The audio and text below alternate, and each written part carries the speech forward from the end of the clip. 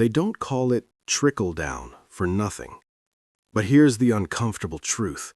It doesn't trickle at all, not even a drop. While your rent keeps rising, the top 1% is doubling fortunes in crises. The system is built so that wealth flows upward, always. And the higher you go, the fewer rules actually apply. You've seen the headlines: billionaires doubling fortunes while markets crash and debt piles up. Somehow the top keeps getting richer. How does that happen?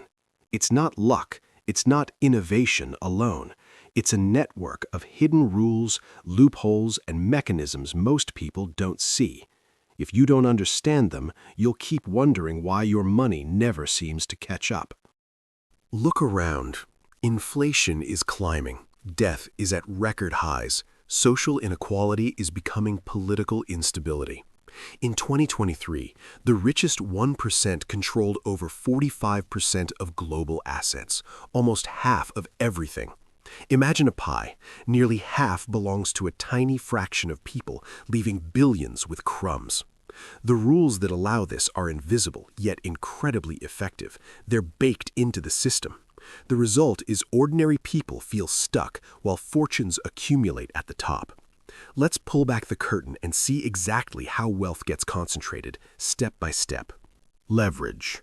Most people think it's borrowing to buy a house or a stock. True. But the ultra-wealthy operate on a massive scale. Billions borrowed. Every tiny gain multiplies.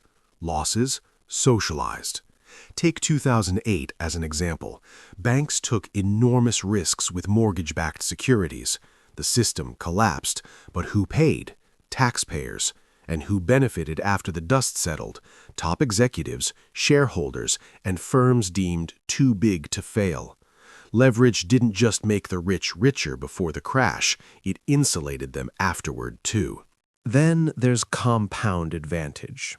You know compound interest for savings. That's cute. The real story is compound advantage for wealth. The rich reinvest gains continuously, often tax-advantaged. Stocks, real estate, private equity, art, intellectual property, all growing while ordinary income stagnates. Consider this. $1 million invested in the S&P 500 in 1980, with dividends reinvested, would now be about $55 million. Now imagine starting with $100 million.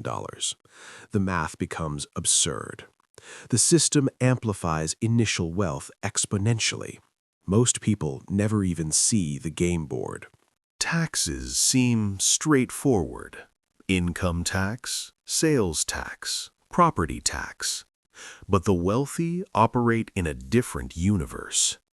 Capital gains, offshore structures, trusts, carried interest, legal paths that drastically reduce effective tax rates. For example, hedge fund managers pay 20% on carried interest instead of the ordinary 37%. Over decades, that adds up to billions. Ordinary wages? Taxed fully. The system doesn't punish the rich, it rewards accumulation. Money is powerful, but access multiplies power. Exclusive networks, private investment deals, insider knowledge, opportunities hidden from most. Early-stage tech investments, pre-IPO allocations, private debt markets, silent fortune builders. It's not necessarily illegal, it's structural. Without the network, you can't participate. And compounding access versus exclusion keeps wealth increasingly concentrated at the top. Here's where it gets uncomfortable. The rich shape the rules that govern money. Lobbying, campaign contributions, regulatory influence. It's not conspiracy theory, it's documented and highly effective. Tax law, banking regulation, intellectual property rules, trade agreements, they all subtly favor capital over labor, assets over wages, stability over opportunity for the average person.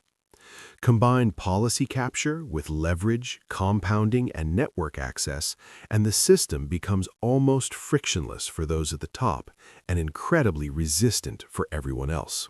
The narrative of meritocracy is powerful. It keeps people believing that if they work hard, they can reach the top. But the mechanics quietly pull in the opposite direction. Social mobility exists, but it's far slower than it appears. Wealth begets wealth. Opportunity begets opportunity. Time compounds disparities into massive gaps. Here's a striking example. In the US, children born in the top 1% have a 50% chance of remaining there. Children born in the bottom 20%, less than 4% make it into the top quintile. The game isn't fair, and it's invisible to the average person because the system makes upward mobility look possible while maintaining concentration at the top. It's not all numbers and rules. Culture matters. Wealth signals influence behavior. Access to elite schools, private mentorship, and social norms reinforce patterns of accumulation. Even financial knowledge itself is socially gated. The system teaches the rich how to stay rich and teaches everyone else to admire it or envy it instead of question it. Let's pause on the math for a moment.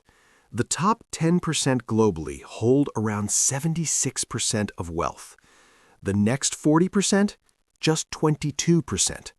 That leaves nearly half the world with 2% of global wealth.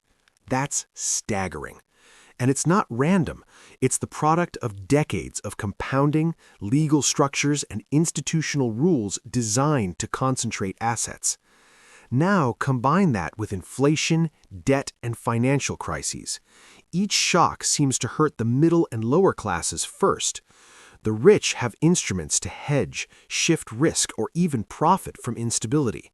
They don't just survive, they often thrive.